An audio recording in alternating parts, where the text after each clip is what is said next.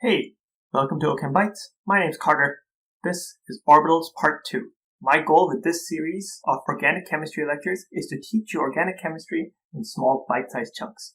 Let's get into it. So in previous episodes, we've already talked about what atomic structure looks like, where are the protons, where are the electrons, and we also talked about briefly what orbitals are and the quantum numbers. Just to revisit this, orbitals tell you with 95% probability where is a single electron that you're looking for. So if you look at this picture, you know where the protons are.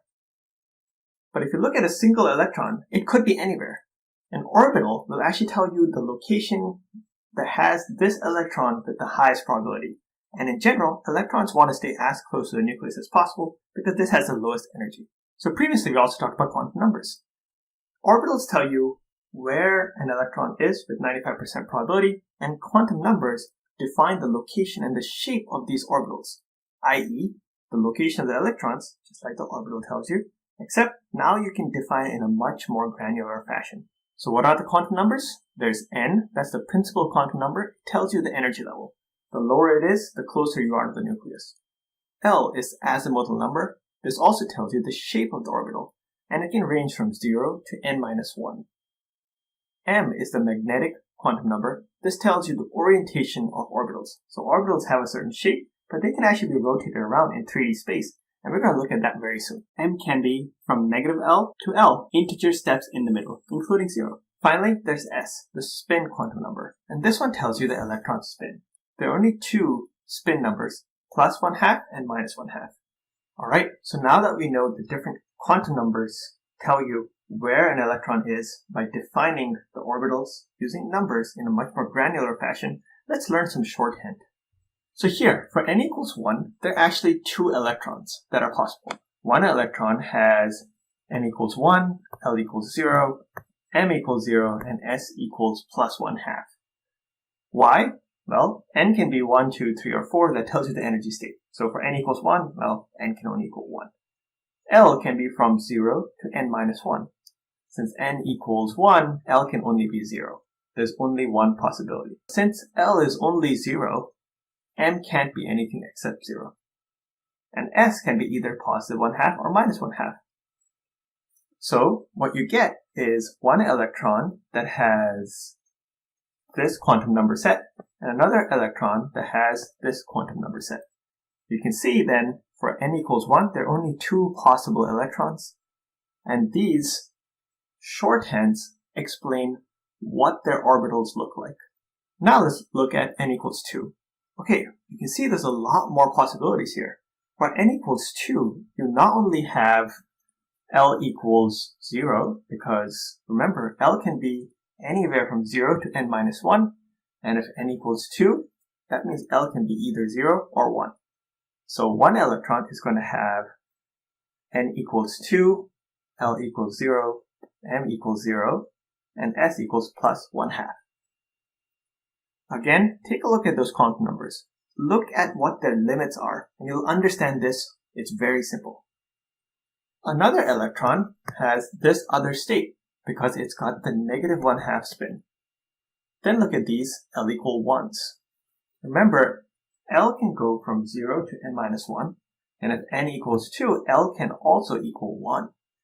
So for 1, there's a whole bunch of states, because now you can see the M state can change, this S state can change.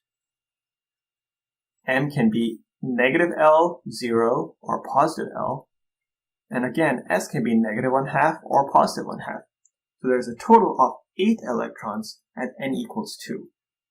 And then, of course, as you go down this chain, there's a whole bunch of more combinations that are possible.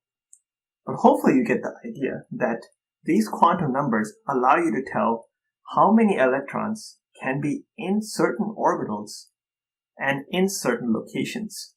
So here's why it matters. Orbitals tell you the location of an electron with 95% probability, right? And what does that look like in 3D space? Well, if you have a proton and a neutron here inside this atom, then for n equals 1, L can only equal 0. Remember our shorthand? Just rewind this video and you'll see why for n equals 1, L can only equal 0. For L equals 0, we actually have a well-defined shape for an orbital, and it's this. It's a sphere. We call it the s orbital. So with 95% probability, we can say that this electron, which is in the n equals 1 quantum number state, is somewhere within this sphere with 95% probability. And do you recall that s can be plus 1/2 and minus 1/2? Well, that means that there's actually this other electron that can also be within that s orbital, but it's got a different spin. However, we know the location, right? With 95% probability, it's somewhere within that sphere, which we call the s orbital. That's the power of orbitals. It tells you a lot of information about electrons. Now, what else is in this diagram? This diagram also shows that for L equals 1, remember what we said, that with n equals 2, there are 8 different electrons that are possible? There are some that are at L equals 0, which is the s orbital, remember? And then there are some that are at L equals 1. There's 6 electrons here at L equals 1.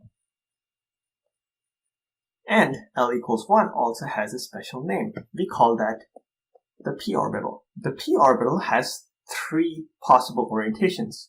Why is this again? Well, because there's this other quantum number m, which can be negative L, 0, or positive L. So for L equals 1, m can equal negative 1, 0, or positive 1. And that correlates with these orientations. For L equals 2, now there's a whole bunch of new possibilities for different areas where this electron can be. This we call the d orbital. And for L equals 3, we call this the f orbital. And you can see the number of orientations that are possible for these higher order orbitals changes a lot. And why does this all matter? Well, here's a sneak peek. The orbitals tell you where electrons are going to be with 95% probability, right? And really what happens when you're trying to do reactions is that different atoms are going to share electrons. And this is only possible by having overlapping orbitals. So here you can see there's 2 hydrogens that are actually going to share electrons. And the 2 s orbitals for hydrogen will combine to look like this. We'll go into much more detail on this in a future episode, but at least it gives you a sneak peek. This is why it matters. Organic chemistry is all about studying how electrons are moving around. And orbital theory tells you a lot about where those electrons are going to be and what their possible reactivities are going to be based on how close they are to the nucleus, hence how stable they are, or how far they are from the nucleus, hence how unstable they are, and how much they want to move closer to a separate nucleus that could be a different atom. That's it for this episode. Remember, OChem is all about bond formation, and electrons form these bonds using their orbitals. That's why we're studying orbitals. That's why you need to understand quantum numbers. Go back into this episode, look at the different quantum numbers, understand what their limits are. N can be 1, 2, 3, 4. L can be from 0 to n minus 1. M can be negative L, 0, positive L. And S can be plus 1/2 and minus 1/2. And this gives you so much power to be able to say how many electrons can be in which orbital around the atom. If you like this episode, click that subscribe button, click that like button. Talk to you later.